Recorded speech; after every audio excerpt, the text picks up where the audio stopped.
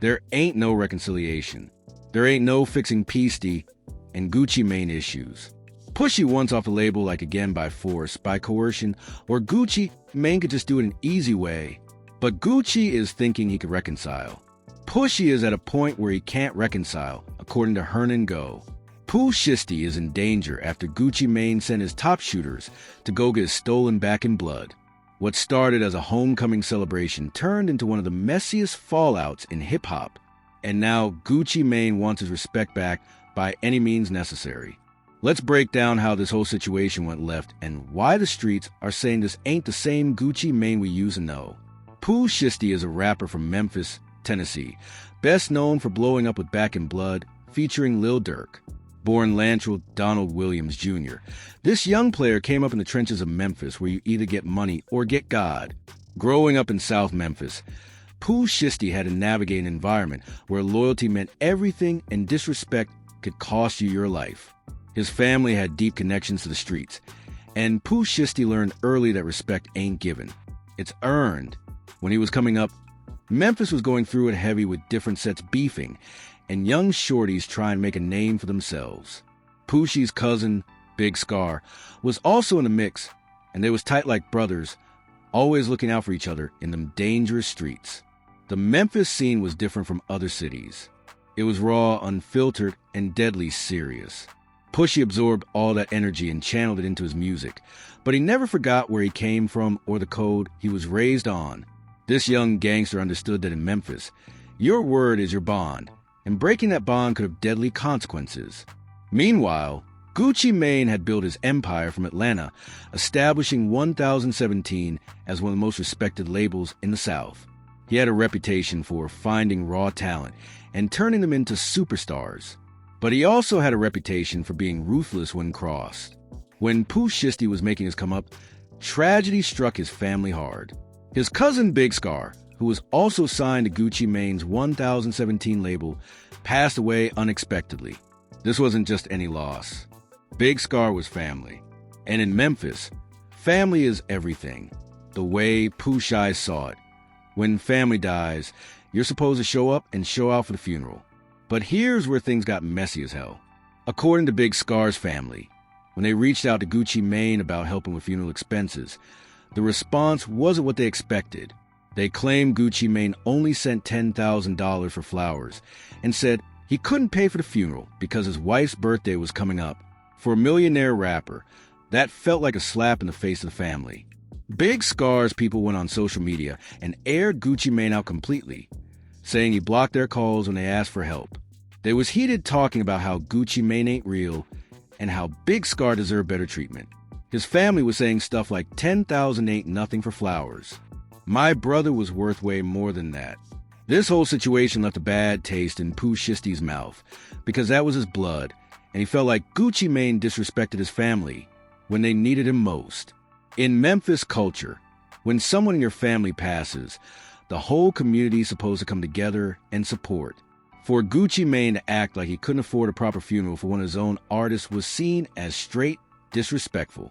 Around the same time, Gucci Mane also got into it with Big 30 in the comment section of some posts, throwing shots and acting like he was untouchable. All this behavior was building up resentment, and Pooh Shiesty was taking mental notes of everything. He was seeing a pattern of Gucci Mane not showing proper respect to Memphis artists, and that didn't sit right with him. The disrespect wasn't just about money. It was about principle. When you sign artists to your label, they become part of your family, and you're supposed to treat them as such.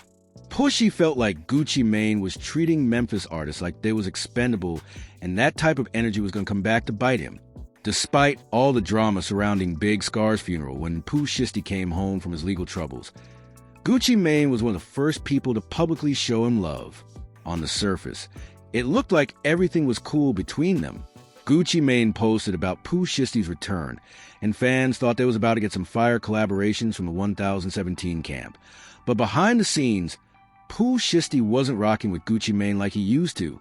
The whole Big Scar situation had changed how he viewed his relationship with 1017. Pooh Shiesty had been locked up thinking about everything that went down, and he came home with a completely different mindset about the music business.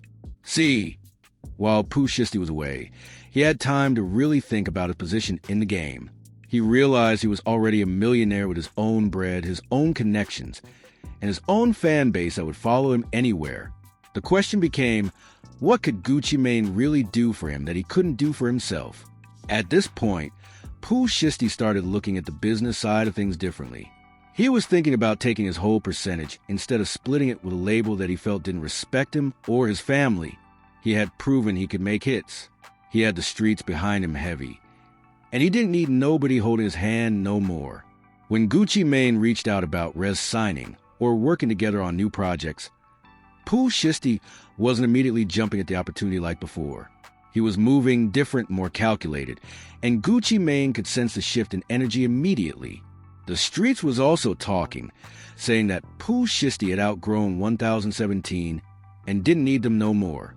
Other labels was reaching out, offering better deals and more respect. Yodi CMG was especially interested, and that made sense since they was both from Memphis and understood the culture better. Pooh Shiesty was also hearing from his people that Gucci Mane had been talking slick about Memphis artists in general, acting like they should be grateful just to be on 1017. That type of arrogance didn't sit well with someone who came from the trenches and earned everything he had. So, in a matter of months, Pooh Shiesty went from being a loyal 1017 artist to questioning everything about his relationship with the label. He had reached a level where he could call his own shots, and that independence was threatening to Gucci Mane's control over the situation. But just as Pooh Shiesty was enjoying his freedom and planning his next moves, he ended up in a heated confrontation with the man who helped put him on the map. On a day that nobody saw coming, Pooh Shiesty and Gucci Mane met up in the studio to discuss business. What was supposed to be a simple conversation about their future working relationship turned into something way more intense and personal. According to sources close to the situation, Gucci Mane was trying to convince Pooh Shiesty to stay with 1017, probably offering him better terms and more money, but Pooh Shiesty wasn't hearing it at all. He had his mind made up about going independent, and he wasn't backing down from his position, no matter what Gucci Mane offered. The conversation got heated when Gucci Mane started talking about loyalty and how he had put Pooh Shiesty on in the first place. He was probably expecting Pooh Shiesty to show gratitude and fall in line like other artists had done before. But Pooh Shiesty fired back, bringing up the Big Scar situation and how Gucci Mane had disrespected his family during their time of grief. That's when things went from verbal to physical real quick. The argument escalated when Pooh Shiesty started talking about how Gucci Mane wasn't the same person he used to be, how he had gone soft and wasn't respecting the culture that made him who he was. The tension in the room was thick, and everyone could feel that something was about to pop off. Gucci Mane's security was there, but they was outnumbered by Pooh Shiesty's crew, who had come with him to the meeting. Before anyone could de-escalate the situation, Pooh Shiesty and his people made a move that shocked everyone in the room. They robbed Gucci Mane right there in the studio, taking his wedding ring and his expensive watch while his own security watched helplessly. This wasn't just about jewelry. Taking a man's wedding ring is personal as hell. That's his wife's symbol, his commitment, his respect. When you take that, you're sending a message that goes way deeper than money. You're saying that this person ain't untouchable, that they can be violated just like anybody else. The robbery happened so fast that even Gucci Mane security couldn't prevent it. When you're outnumbered and caught off guard in a confined space, sometimes the best thing you can do is try to leave with your life intact. Pushy never denied what happened, but his explanation was simple. Gucci Mane had it coming.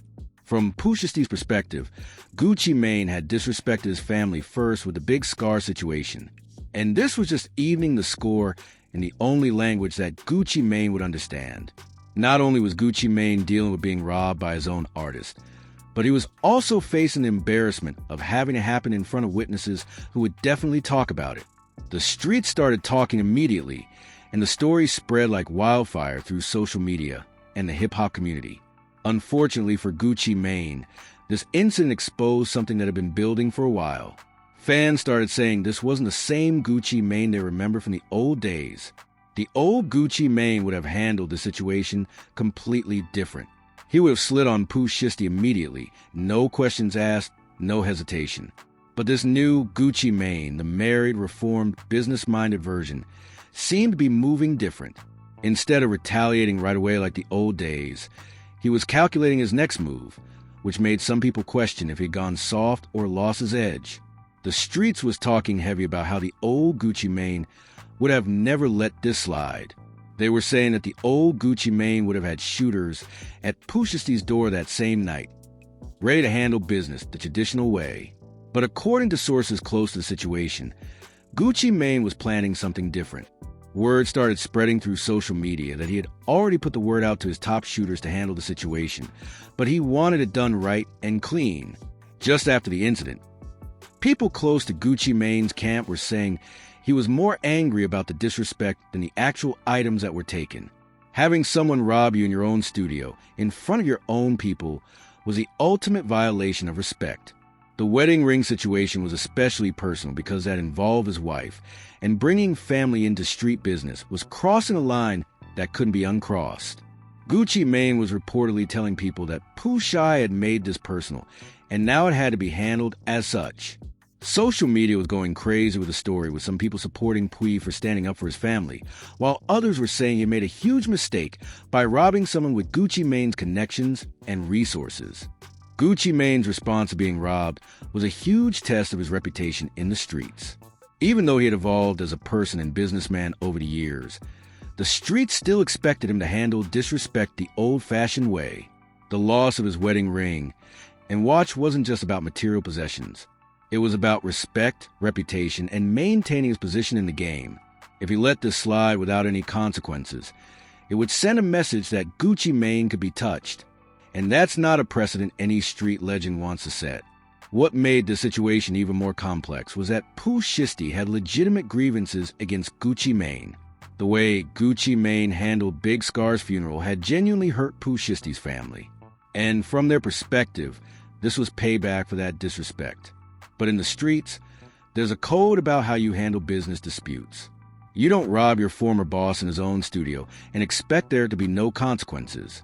Pushy had crossed a line that couldn't be uncrossed, and now both sides was locked into a situation that could only end badly.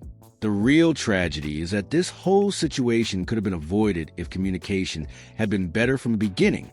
If Gucci Mane had handled the Big Scar situation with more respect and understanding, none of this would have happened.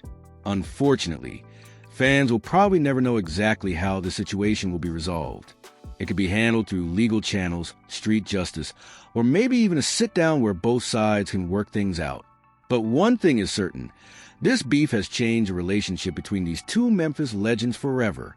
Some people in the industry was trying to mediate the situation, knowing that both artists had too much to lose by letting this escalate further. But when respect is on the line and personal family matters are involved, it's hard to find common ground. The streets are watching to see how this plays out. And whatever happens next will define how both Gucci Mane and Pooh Shiesty are remembered in hip-hop history. Will Gucci Mane prove he still has that old energy, or will he handle this through business channels? At the end of the day, both of these artists have families and legacies to protect. Hopefully, cooler heads will prevail, and this situation can be resolved without anyone getting seriously hurt. But if history has taught us anything, it's that when respect is on the line in hip-hop, anything can happen. This situation shows that even in 2026, the streets still have rules that can't be ignored. And mixing business with personal grievances can lead to dangerous consequences that affect everyone involved.